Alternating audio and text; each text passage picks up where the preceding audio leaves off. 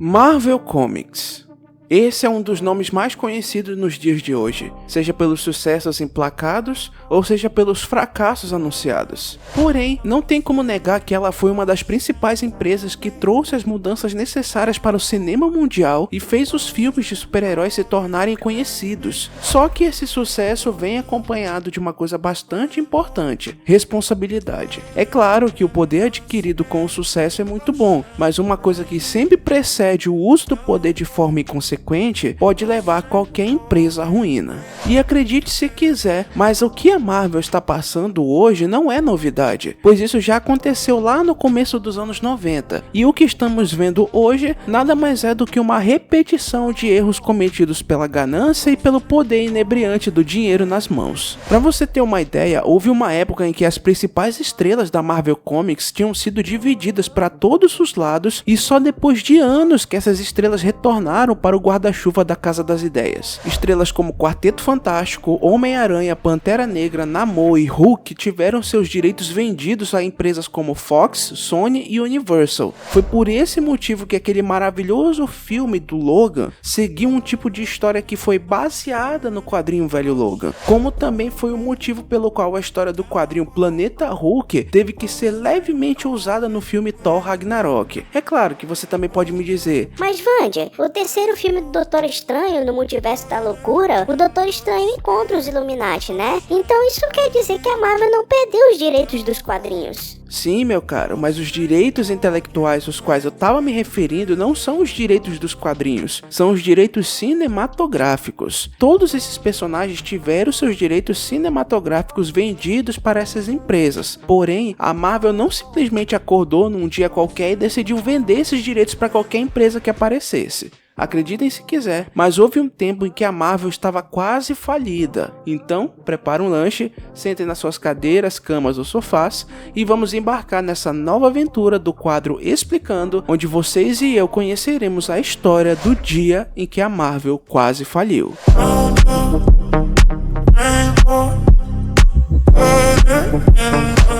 No começo dos anos 90, os quadrinhos que eram comercializados nos Estados Unidos eram vistos como um gigantesco negócio, e isso acontecia por conta do grande interesse dos leitores, que vinham consumindo quadrinhos como se eles fossem um artigo de valor, um investimento, e não apenas como um produto descartável, como jornais de notícias. Os cidadãos americanos passaram suas infâncias e suas adolescências lendo histórias em quadrinhos, e quando cresceram, começaram a pagar muito, e muito mesmo, por edições de colecionador que valia o triplo do preço. Na verdade, as editoras de quadrinhos perceberam que o público buscava esse tipo de item de luxo para vender ou revender no futuro quando estes se tornassem mais valiosos. E como foi dito antes, isso era um investimento. E para atrair a atenção desse público, a Marvel e as outras editoras usaram as seguintes técnicas: fazer diferentes capas para uma mesma história, colocar figurinhas dentro das revistas, novas técnicas de impressão, distribuir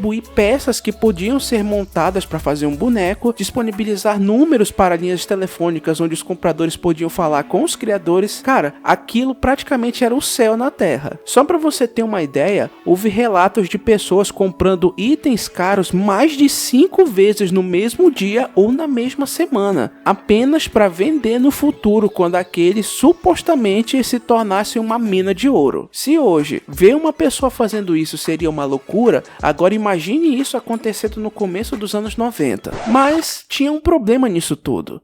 Isso nada mais era do que uma supervalorização, um fenômeno bem conhecido e muito temido no mundo dos negócios. Mas para vocês entenderem isso, eu vou explicar de uma forma mais simples. Todos os produtos que a gente compra têm um valor, só que esse valor é colocado depois que o produto é finalizado e colocado para vender. E quanto eles vão custar depende muito dos materiais que foram usados. Então, a supervalorização de um produto é quando uma empresa lança um produto que vale menos do que ele realmente vale. E isso se torna uma bolha, que atrai mais investimentos e atenção do que ele realmente deveria atrair, o que acaba criando mais empresas e mais empregos. Até que no dia em que essa supervalorização é percebida, o dinheiro desaparece e a bolha estoura, que é precedido por aquilo que nós brasileiros estamos acostumados: uma crise.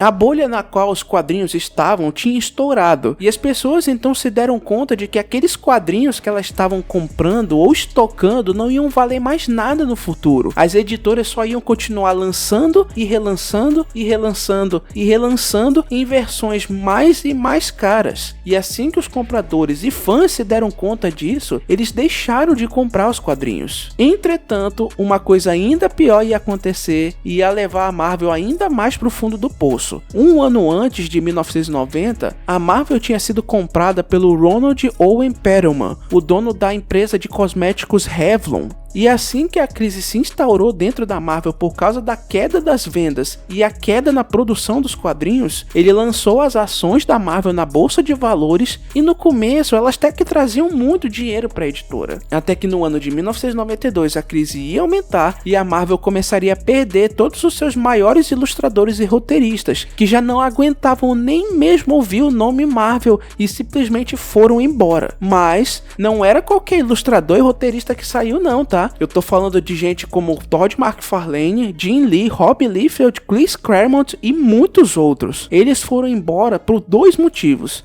Um deles é a crise dos quadrinhos, e o outro motivo era a política da Marvel de não dar o devido valor ao criador das suas obras. Ou seja, se você fosse um ilustrador, roteirista, auxiliar, estagiário que trabalhasse para a Marvel no começo dos anos 90, a obra que você criou seria propriedade da Marvel. Isso significava que você ganhava uma mixaria, enquanto o resto ia para a própria Marvel. Sim, eu sei que isso é injusto, mas essa era a realidade que os quadrinhos passavam na época. Se você conhece o mundo dos quadrinhos de perto, sabe que foi nessa exata época que surgiu um dos personagens mais sombrios do mundo dos quadrinhos, o Spawn, o Soldado do Inferno, que ganhou um filme em 1997, mas que foi criado inicialmente pela Image Comics. Se você quiser um vídeo falando sobre a origem do Spawn, é só colocar nos comentários que eu faço com todo prazer, beleza? Então, vamos adiante. Devido à enorme crise que se instaurou no mercado de quadrinhos, onde a Marvel perdeu as suas estrelas e que abriram uma empresa concorrente, já estava mais do que na cara que as coisas iam piorar de novo. E não se engane, meu caro, a lei de Murphy diz que se uma coisa tiver que dar errado, assim o será.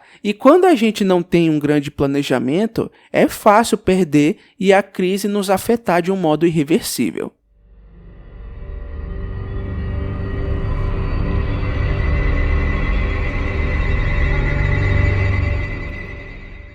É então que chegamos no fatídico ano de 1993, onde a crise dos quadrinhos chegou de uma vez e se instalou como as raízes mais profundas de uma árvore. E sabe o que o Ron Perelman fez para enfrentar essa crise? Ele aumentou os preços das revistas. Sim, esse desgraçado achava que deixando os produtos mais caros, as pessoas iam voltar a comprar como se nada tivesse acontecido. Só que tinha um detalhe aí.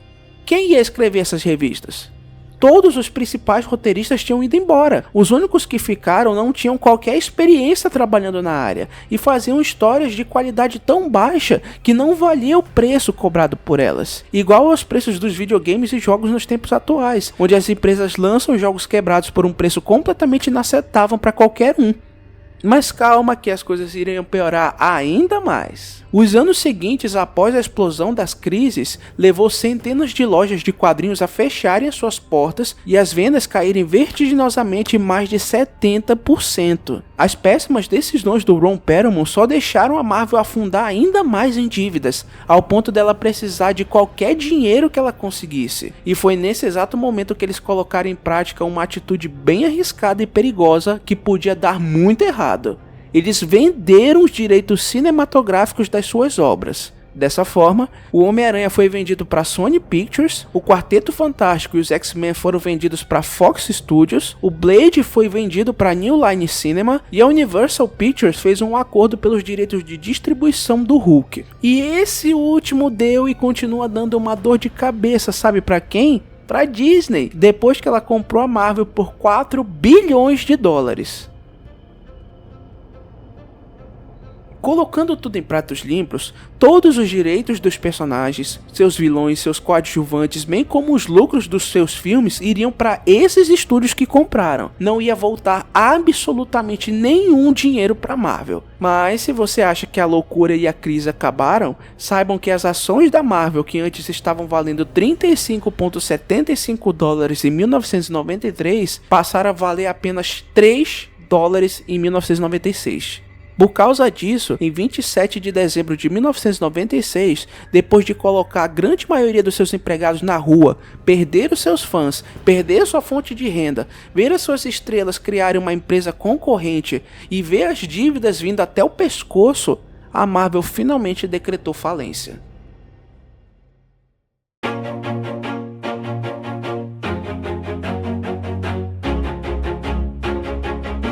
E 2 anos depois, em 1998, o ano que eu nasci, foi lançado mundialmente o filme de um dos personagens licenciados que foram vendidos pela Marvel. O Blade, feito pela New Line Cinema, vivido pelo ator Wesley Snipes. No ano 2000, a Fox e o Bryan Singer lançaram o primeiro filme dos X-Men, e o terceiro golpe veio em 2002 com o primeiro Homem-Aranha do Sam Raimi. E esses filmes juntos faturaram 1 bilhão e 252 milhões de dólares. E isso quer dizer que os filmes da Marvel, feitos de 1998 até 2002, estavam dando muito dinheiro para muita gente, menos para Marvel.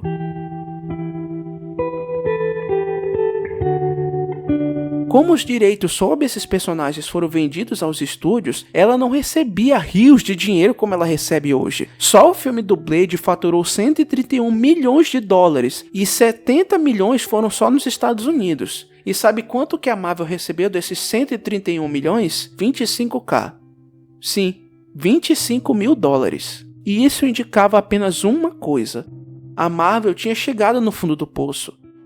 Mas uma coisa muito importante aconteceu depois disso. Esses filmes fizeram os antigos compradores de quadrinhos e fãs das obras da Marvel se interessarem pelos quadrinhos outra vez, levando as vendas dos mesmos se elevarem ao ponto da Marvel voltar a monetizar e se reerguer como uma empresa, o que possibilitava a eles uma última cartada. Os donos da Marvel da época, o Ike Perlmutter e o Avi Arad, foram até o banco Merrill Lynch e eles pediram um empréstimo para um projeto da Marvel, e esse projeto envolvia a criação de 10 filmes interligados em um tipo de saga, ou universo compartilhado, algo que já tinha sido feito em vários outros programas ao redor do mundo, mas que a Marvel iria expandir ainda mais. Vendo o potencial do projeto, a Merrill Lynch aceitou o acordo e depositou na conta do Perlmutter e do Arad a exata e astronômica quantia de 525 milhões de dólares. Só que o acordo dizia que, se esse projeto fosse um fracasso, o Perlmutter e o Arad tinham que dar algo em troca. E no caso da Marvel, essa coisa era nada mais e nada menos do que tudo. Ou seja, se o projeto não funcionasse, a Marvel teria que ser entregue para os líderes do banco Merrill Lynch. Cada personagem, cada nome, desenhos, prédios, maquinários, propriedades, patentes, tudo isso seria entregue e nós provavelmente nunca veríamos qualquer coisa da Marvel como vemos hoje em dia. O que, parando para perceber, seria um verdadeiro inferno, pois os filmes, as séries, os desenhos, as músicas, as composições, as trilhas, as atrações, as conferências, as Comic Cons, os eventos, nada disso existiria. Então, o primeiro problema foi resolvido. Com o dinheiro em mãos, eles puderam finalmente pagar suas dívidas e aí eles criaram um estúdio que foi nomeado de Marvel Studios. Só que tinha um problema aí. Qual seria o filme que eles fariam para iniciar esse universo compartilhado? Os líderes desse estúdio não tinham mais os seus personagens-chave e tinham que voltar os olhos para os personagens que não estavam licenciados, personagens considerados como o lado B da Marvel, os desconhecidos, por assim dizer.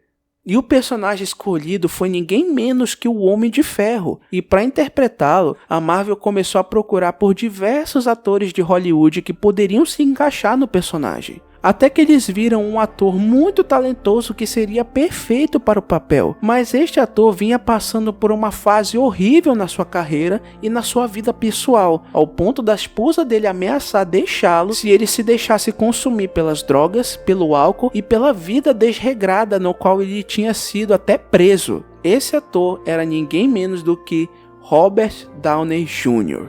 Afinal de contas, já que estamos na beira do abismo, então que a nossa queda seja espetacular. E essa é a palavra que define tudo o que veio depois disso.